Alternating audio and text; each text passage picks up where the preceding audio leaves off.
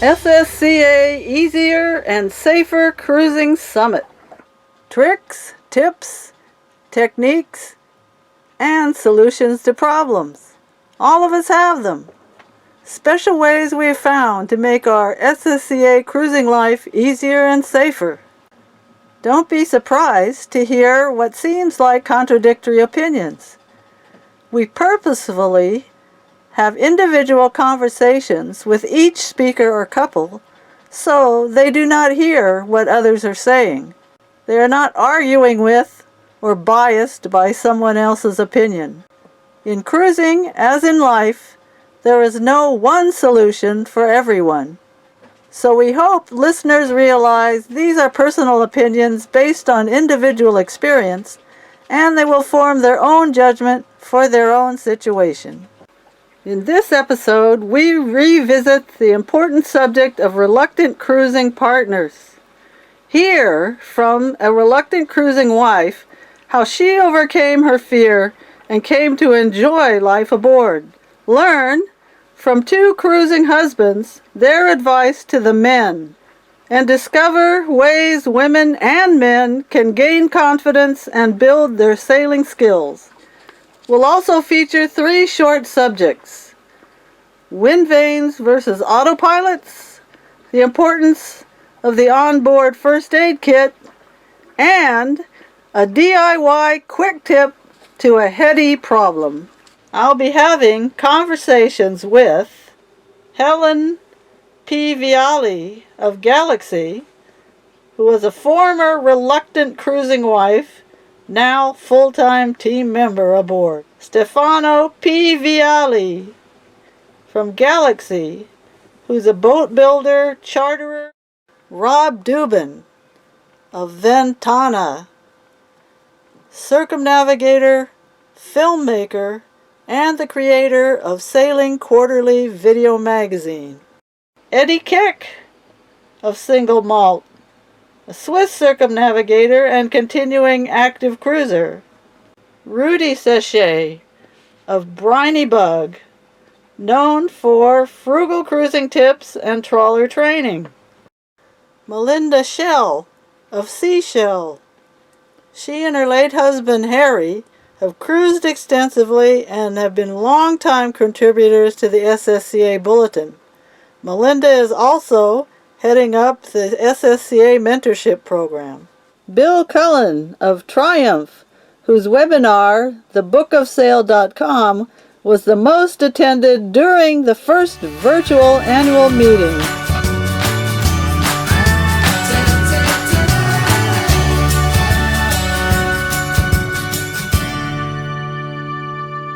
We start the conversation with Helen telling me about her own reluctance to cruising. Why do you think that these women are reluctant or become reluctant? It is nearly always, in my experience, the male dream and the woman the tanner on. There are exceptions, but I'd say most of the time that's the case. It certainly was the case in ours. When we met when we were young, we've been together over 40 years, I think in a way it was a hidden prerequisite to the marriage. But Stefano always wanted to sail. And I always went along with, yes, that would be great one day, of course we will, blah, blah. But then you have children, and your children dominate your life, and then when they grow up and they're out of your life, all of a sudden, the dream becomes a bit of a reality, particularly for the man. And that was, I think, our case. So, was I reluctant? Yes, because then you've got children and family and friends at home, and you're making a decision to leave everything you know behind, and you go off to the unknown. So you're trying to make a new life with people you don't know. You meet cruisers that are just acquaintances that fleet in and out of your lives. Of course, you make some long-term friends as well. But basically, everything that you had as a security, I think, gets left behind. So I think the reluctance is a very important thing for a woman, particularly as a mom. And I think, yes, you do have to go and try it if you want to be in your partner. And they can go 2 ways, like you said. the woman can go off and be quite happy with the whole situation. And of course, like every dream, there's always drawbacks. But I think there comes a time at the end of that dream where you decide to keep going and want to just spend that lifestyle together forever, or find some compromise where you work it out together to maybe do some sailing and some time home, or in some cases, like you suggested at the beginning, that the man will go off on his own and become a lone sailor and the wife turns home. So yeah, there is a lot of reluctance involved in, the decision making and what follows on from there. One of the things that we talked about was the missing the family, people at home. What did you do to cope with that situation? Well, I think, we're lucky at the time when we went sailing anyway. We didn't start our sailing trip until 2010. So we were very lucky in as much that we could communicate with home. We don't have to find a phone box and, spend hundreds of dollars to ring home. In those days we had Skype. We could get in touch with the family and we could, feel like we were still connected. We tried to come home at least once a year when we could. And again, you came back, you spent time with your family, and then you had this big sadness again when you left. So there's a lot of emotion attached to, the fact that you're leaving your family behind. But at the end of the day, you have to sort of understand when your kids grow up that you have to create a little bit of a life for yourself as well. But you're never going to miss your friends and family as much as when you don't see them for, 9 months, a year, maybe sometimes even longer in other cases. It would be more than a year away. Yeah, we were once about 14 months away. That was about our longest. But yeah, I think that can be a huge problem for the wife if she's got children, especially if she's got a good connection and attachment to her children.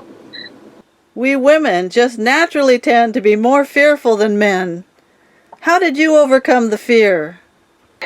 Well, I was a complete novice. Of course, when we went sailing by ourselves, then it was a whole new ballgame. We picked up our boat in La Rochelle in France, and we sailed it for the first time together from France to Italy, which doesn't seem like a long trip. It was only about maybe, we ended up in Ibiza and we had a 3-day trip, and we really copped pretty bad weather halfway across. In fact, they said it was one of the worst storms they'd had in 40 years. Oof. And we were halfway across and we decided to keep going. And that's when I realized how frightening the whole sailing thing could be. Because I hadn't experienced anything before that. And then, of course, when that happens, you do get frightened, and then you start questioning if that's what you want to do again. We were not in a storm. The storm was brewing. Yeah, it was brewing, but we ended up in the storm. Yes, and we ended up, with pretty rough seas. In fact, we were the only boat out there on our radar, which for me frightened me because I thought, why are we here? No one else is out here. And I found that very frightening. Frightening to the point where, I didn't really want to do it again. I didn't like it. And that was my first experience of sailing, to be honest. Yeah, you got the baptism by fire kind of thing all at once. Oh, it's only going to be a little 3-day trip. What can go wrong? And I can understand how women can get out there and be frightened and then, call it quits. I did go back and I gave it a second go, and I'm glad I did, because then we ended up living on board for the best part of about 4.5 years. And I enjoyed that, and I took it upon myself as a challenge to cross 2 oceans with Stefano and the boat, which I thought I would never do. We did do it with crew, but, that for me that was a huge challenge to, do 17, 19 days at sea without landfall. And again, you don't know what's going to happen if you're caught by weather or anything. But I did that, and I think then I started to enjoy sailing because I realized it wasn't as frightening as I thought. And I have to say, in the 4.5 years that I sailed with Stefano, he was always a very cautious sailor, so it was good. He wouldn't just go off because they decided to leave on a certain day, which we found was surprising to me. Many sailors would say, we'll leave Tuesday, and regardless of the weather, they would go. We never did that. we always thought, well, if it's better Wednesday, we go Wednesday. And I started to learn that we could sort of choose, and then it wasn't so frightening for me. And yeah, I mean, you have your hair-raising moments. There's always going to be a time where you plan something and the weather changes and the seas are rough, and it only happened to us a few times, luckily, 4.5 years. But they're very frightening moments for a woman, I think, because especially if you're not very seaworthy, like I believe I wasn't very seaworthy. So yes, I think that, the fear is one thing that can actually get to the point where you would want to go home, and it could cause even the split in the relationship. That's my opinion. Yes. I think communication and empathy between the couples is especially vital to find the right balance in the relationship. That's, I think, quite encouraging to women that are maybe just getting into it and thinking, oh my God, this is terrible, I could never do this.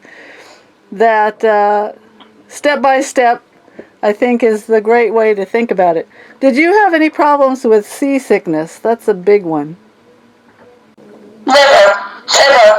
I'm very lucky there because Helen is the last person on board to get seasick. So she never said, oh, I can't stand this anymore. No.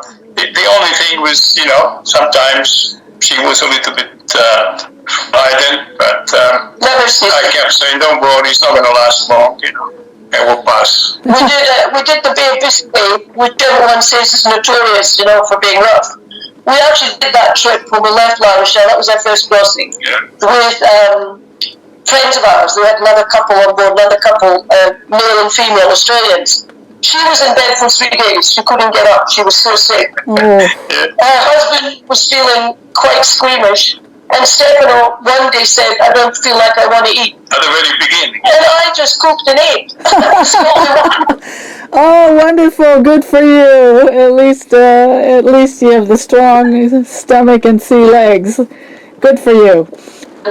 Because I think what happens, you take your own roles when you live on a boat, And Stefano always made the decision of when to go, and I never interfered with that. We always made the decision together of where we were going. Like especially in the Caribbean, do you want to see this island, this doesn't look so interesting, what about that one? We made those decisions. But in terms of leaving, and in terms of navigation, I never got involved in that. I could stay up at night and I could look at the radar and I could do my night watch. I learned all that. I knew how to, turn the boat around. There's certain things that you have to do. But in terms of deciding when to leave, because the weather was good enough or not good enough, I never actually got involved in that, and I'm glad I didn't. Because as I said, in 4.5 years, we probably only had, I would say, 3 occasions in 4.5 years where of no cause of Stefano's decision, it was mainly a weather change that had given us a bad, trip or whatever. So I left that to him, and I was confident that he could do that. I know I heard from other women that there was a bit of conflict on board because they were both making those sort of decisions. And I think, as I said, it's good if you take your own rules. That's my advice to women. You take your rules. Certain things you're good at, you stick to it. There's certain things he's good at, he should stick to it. And I think then the partnership on board functions better. That many times the husband, in this effort to look macho and I know what the hell I'm doing and everything, and maybe really didn't because he's just starting out also, they go out to sea for a 30-day passage or something and scare the hell out of their wife, and then that's it. As soon as they get to shore, she packs up the bag and she goes. So it's really nice to have the men who are a little bit knowing what to do also. Well, yes, with Helen, I have never pushed her.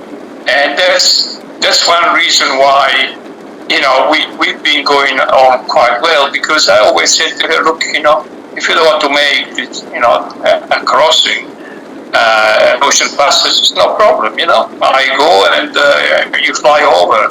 you either wait there for me or, you stay here a little bit longer and then you fly over. But when the time came, she just said, yeah, I'm coming. And so the first, the Atlantic was good. We had another 3 male on board. And Helen just, she kept cooking beautiful meals for all of us and we had a great time. Beautiful. That's something the men can pay attention to, is that you just were aware of the feelings of her and let her decide on her own what she wanted to do. Perfect. The other bit of advice, and I could not begin to tell you how many times we saw boats on their first passage, and they get down to Mexico or they get to the Caribbean, and they come to the dock, and the wife storms off the boat, never to return, and that's after their very first passage.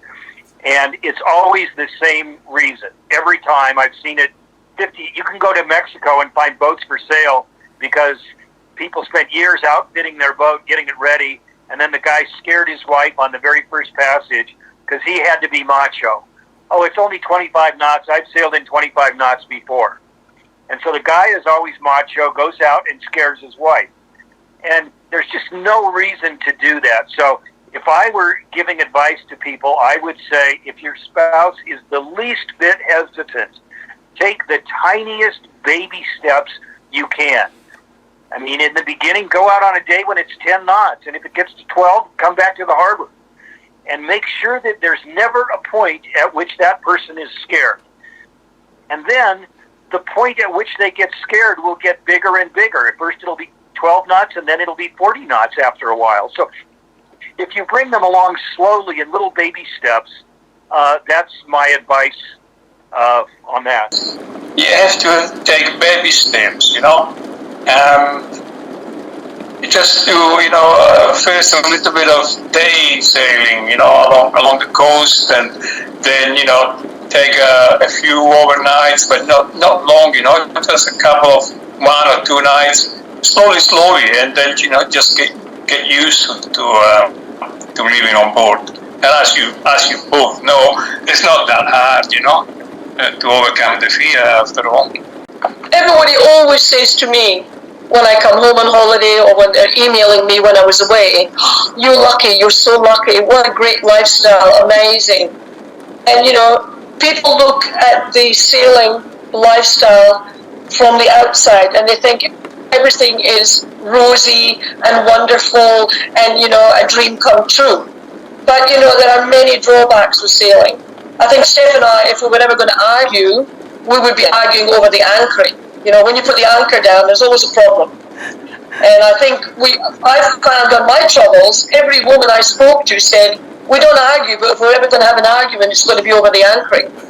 So I found out, meeting a lot of sailors, that somehow when people try to put the anchor down, the communication between the husband and the wife or the partners doesn't seem to always flow.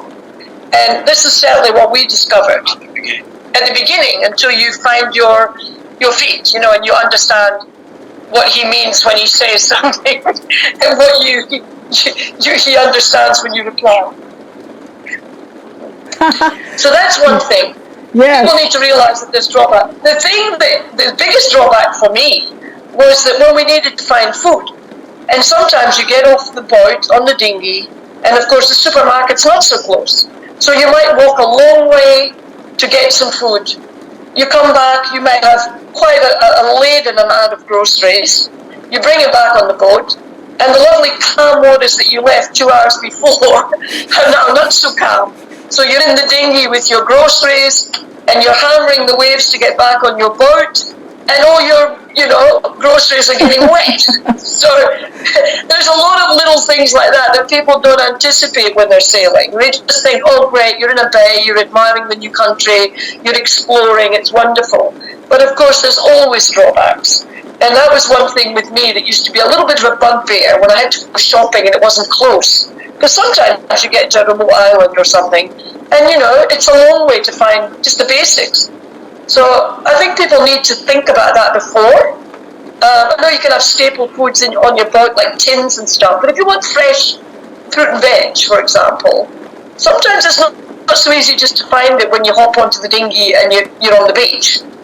And that happened to us quite a lot in our travels in 4.5 years. And that was the one thing that I would say used to irritate me the most. Of all the things that I would say there wasn't a lot I disliked, that was the one thing that I never really liked doing. I wished most of the time that I could just find somewhere close by or someone could just deliver all my groceries, like Coles online or, Woolworths online or something. Right. Yeah, that was the only thing that really used to get to me. And of course, the experience of seeing different places is unique because you've got a home on water.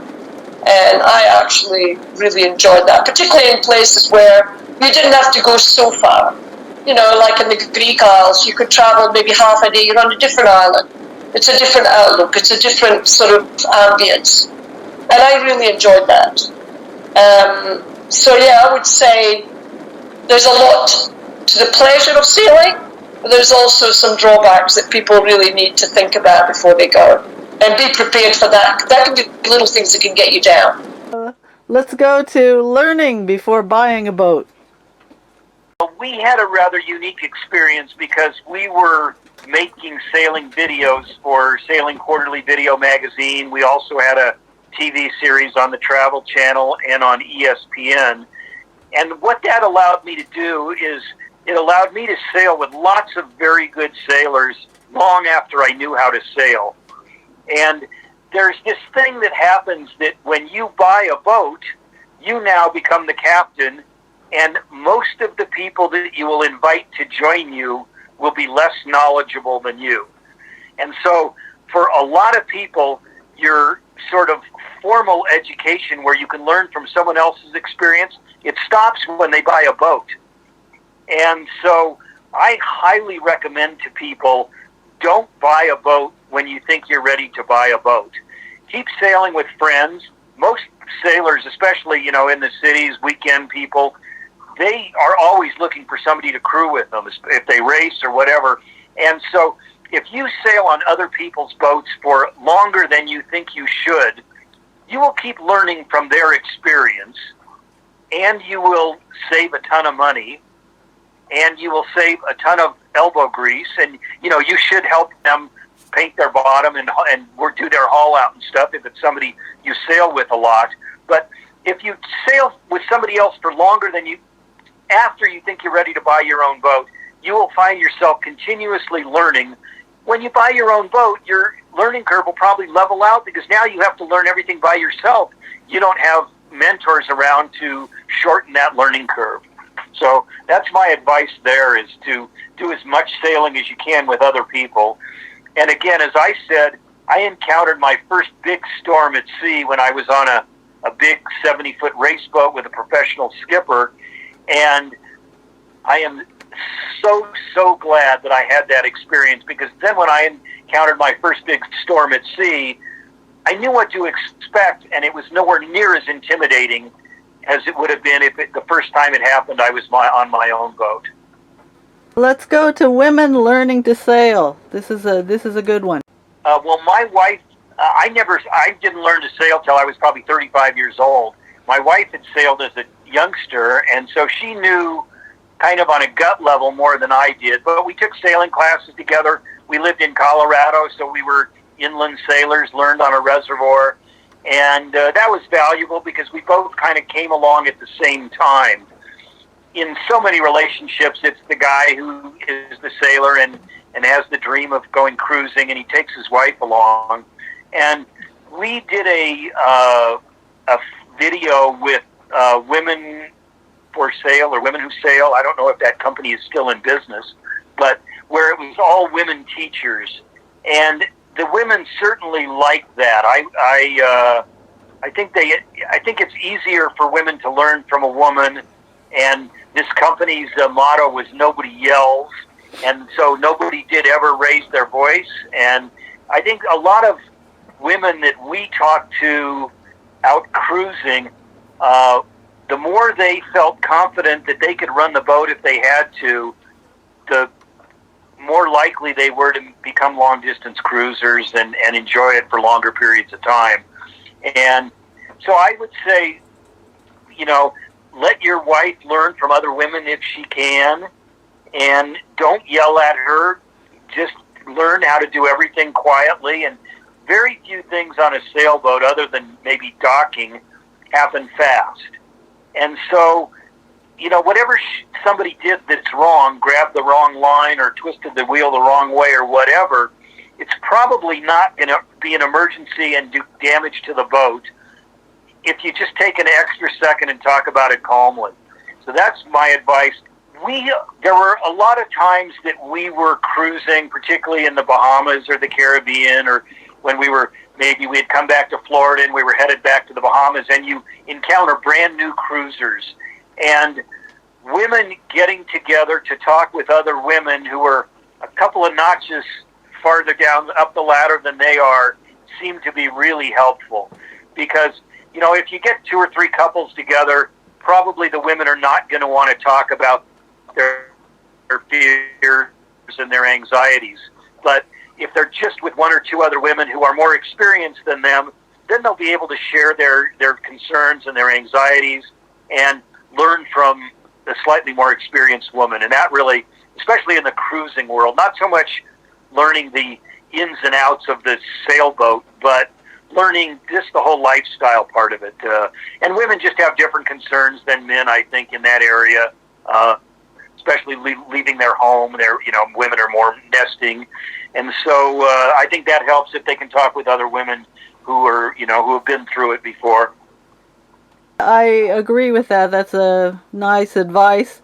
Women, somehow, they seem to enjoy getting together with other women and sharing. We're more open and more willing to voice our emotions and hesitancies and fears and that sort of thing with other women, than maybe even with their husband, or like you say, in a setting with mixed genders. So yeah, we did a session on one of the around the world rallies where the women got together and voiced their concerns, and that was a very popular, and women were commenting how that was one of the most rewarding and good sessions for them to learn things. And when you say more even than with their partner, they're more willing to share with other women than they are with their partner. Part of that is because it's the guy feels a need to project confidence and that he's confident, and that is counterproductive for the woman to share. So you're right, with sharing with other women is so much easier. And there's one other aspect of long-distance cruising that we noticed with some people, not all. When we went to sail around the world, we were with some friends where the woman had been kind of the breadwinner of the family, or more high-powered in business than the man. And she now, on the boat, the guy was the captain, and she was just the first mate. And I say it in that way.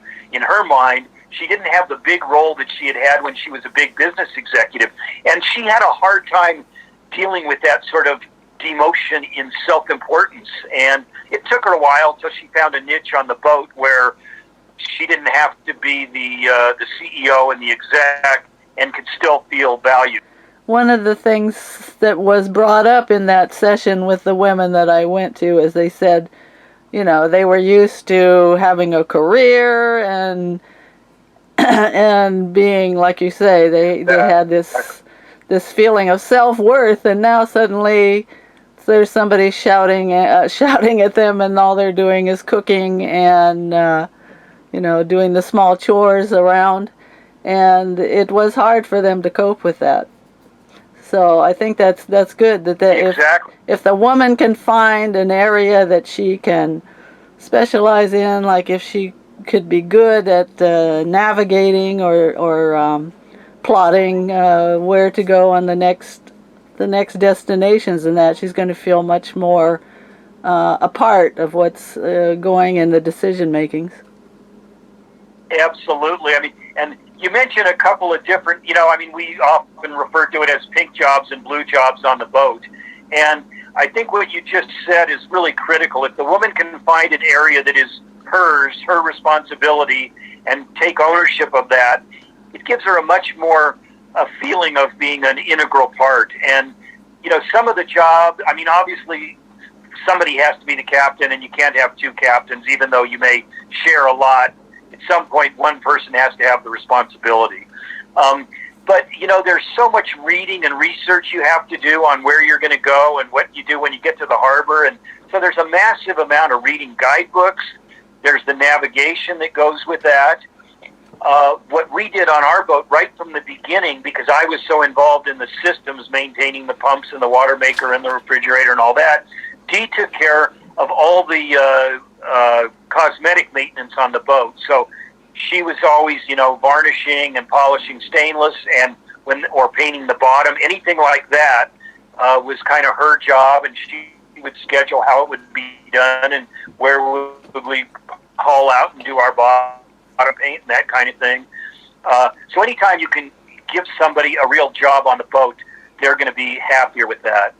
I will say we heard a story, I don't know if the urban myth or true, but off the coast of Australia, a guy went to check the anchor and never came back, probably got eaten by a saltwater croc. And the woman didn't know how to operate the boat well enough to leave. And she stayed there for days by herself until somebody else came along that could move her boat for her. So I think it's essential that you go out sometime and the woman does every single thing on the boat so that she knows, worst case, she could single-hand the boat if she have to. We heard a worse one. The guy was up the mast and had a heart attack or something, and she couldn't even lower him. Oh my God! Oh, how horrid! Yeah. Anyway, let's not go there. Yeah, let's not go to that. Let's add a little humor. Well, I have to say that my responsibility on the boat, I'm the head engineer. Good for you. That's one of my specialties, since we have 4 heads on board.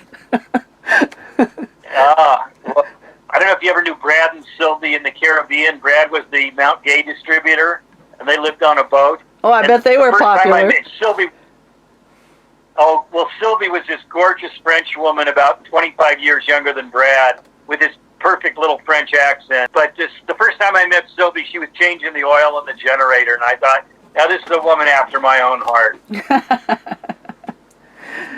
Great. So you see, there can be solutions for reluctant cruising partners. Honest communication and understanding of one another is key. For more perspective on this issue, we encourage you to go back to the Circumnavigators Summit and watch the interview with Ronald Bruce and Joanne Bush on Miss Jody to discover how they found a solution for them. A great and funny read on this subject is The Motion of the Ocean, book by Jana Kors Essari. Her insights may stir some in you.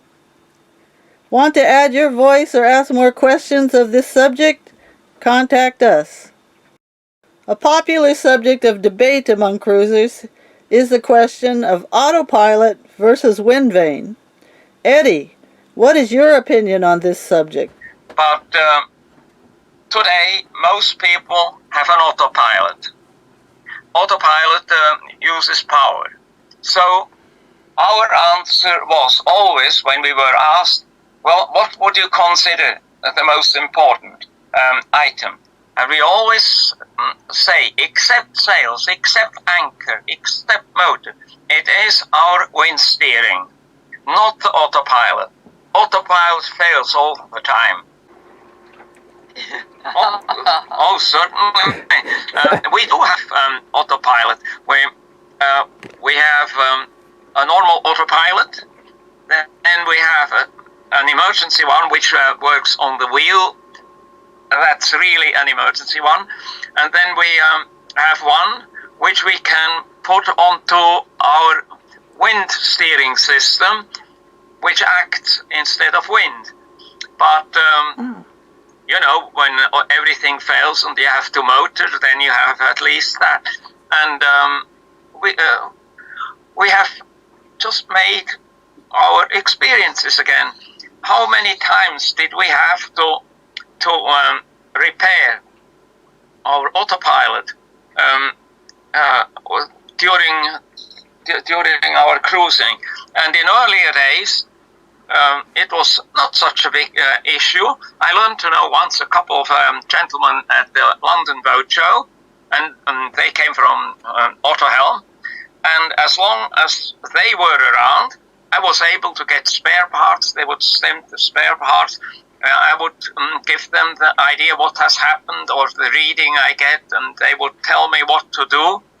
And lately, when I had a problem, I don't know where we were, somewhere where it didn't help, we got the answer from Raytheon. Send your autopilot to the next representative to have it repaired. Now, that doesn't work, of course. On the other hand, with wind steering, yeah, that's our third crew member who doesn't sleep, doesn't need any drinks and water, doesn't need any food. But he is always here. Okay. Rudy, as a trawler owner, you rely on an autopilot. What is your opinion? Autopilots are kind of neat. We didn't have one for the first 15 years or so, and then we finally bought one.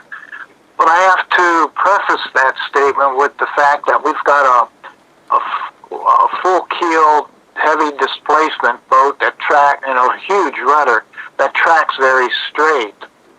But once we put an autopilot on, we found that there are a lot of occasions where we do use it. Big warning that we have to give people on autopilot is if they're using an autopilot or that depends on a magnetic compass, they have to disengage it when they're going through areas with a lot of steel, such as through a bridge span. Even cement bridges have a lot of steel in them, and it will sway that compass and veer the boat off to one side or the other. We've eventually bought a CPT. It's a self-standing autopilot. It's not slaved into any other item, which we believe is a very important concept. It's robust and it's strong and it's simple. And like I said, we firmly believe autopilots or self-steering should be independent of all other systems. So if something goes wrong somewhere else, the autopilot or self-steering is still functional. Yes, it's in production. It's made out in California. The guys that you talk to on the phone are extremely helpful. And when we were pricing autopilots, that was the least expensive one on the market, so it was a definite advantage. And what do you think, Rob? Well, we had a boat that had davits on the stern, so a Windvane was never in the cards for us.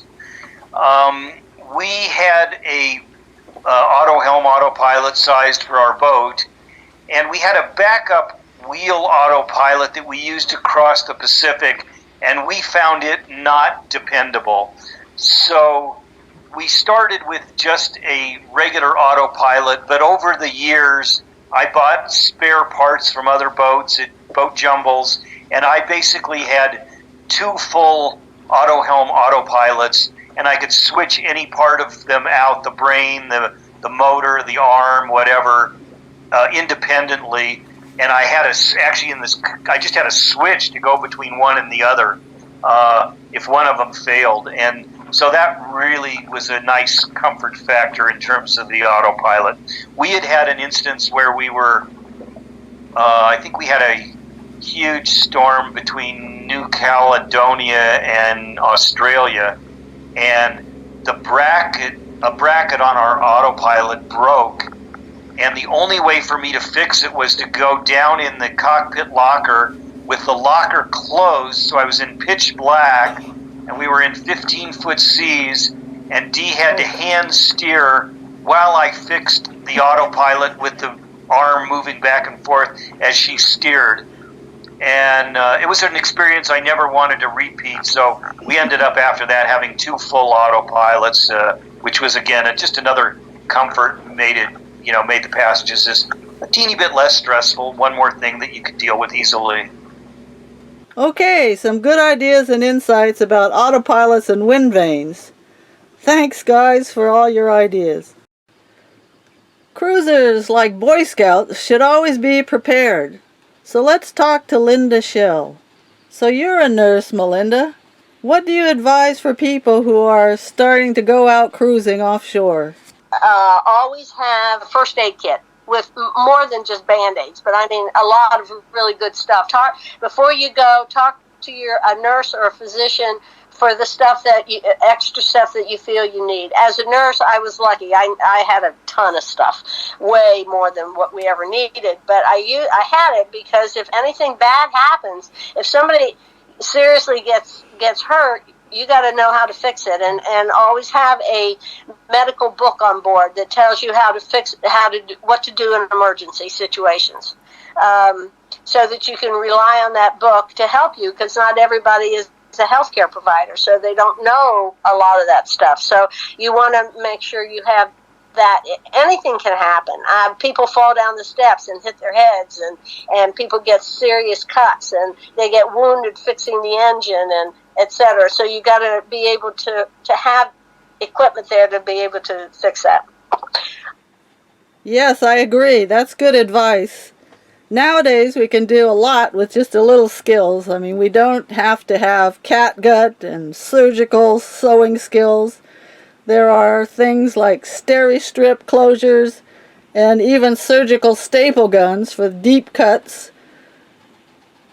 And everyone should have something for allergic reactions, like an EpiPen or an inhaler, something like that for allergics. And even cayenne pepper tincture can be used, really, against heart attacks or stopping bleeding. So I think many people should take paramedic courses before leaving to go off for remote cruising. That's a really good idea, because nothing makes you feel more helpless than a medical emergency on board and you don't know what to do. So I think it's a great idea to get skills ahead of time, and something we should encourage everyone to do. Okay, thanks Melinda for making us aware of the importance of the first aid kit. And I'm sure we all understand that different cruising, like offshore or close to shore cruising, we will have different first aid needs.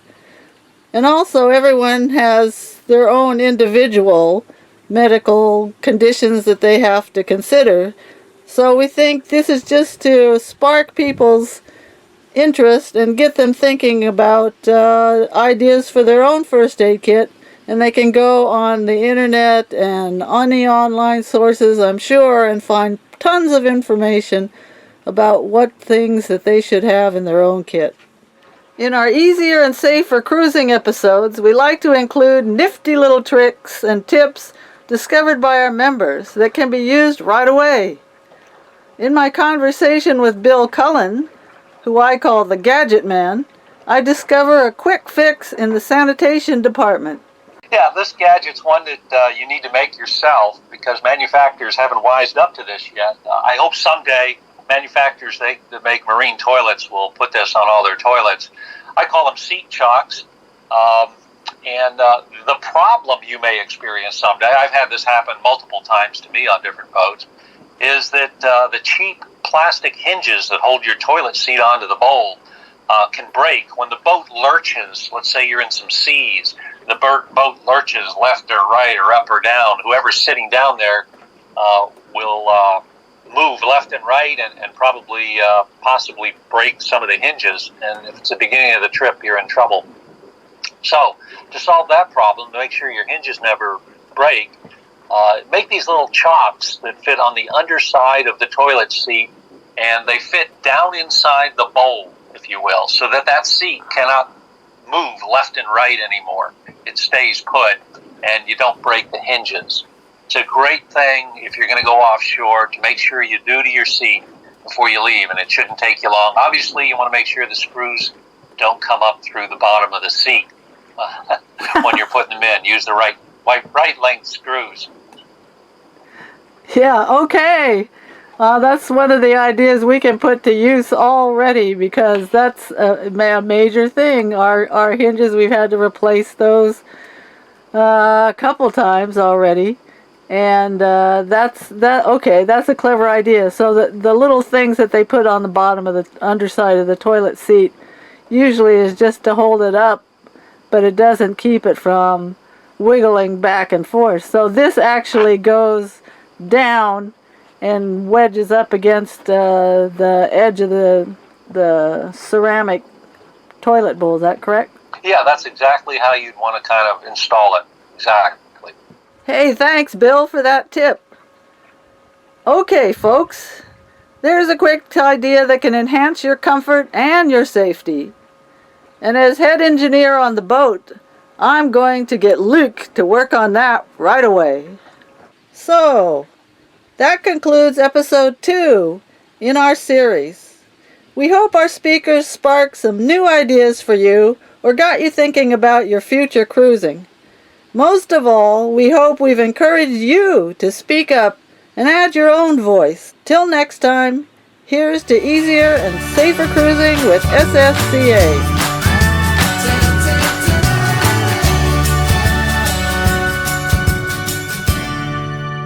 We hope you enjoyed listening to our guests and took away some new ideas for yourselves.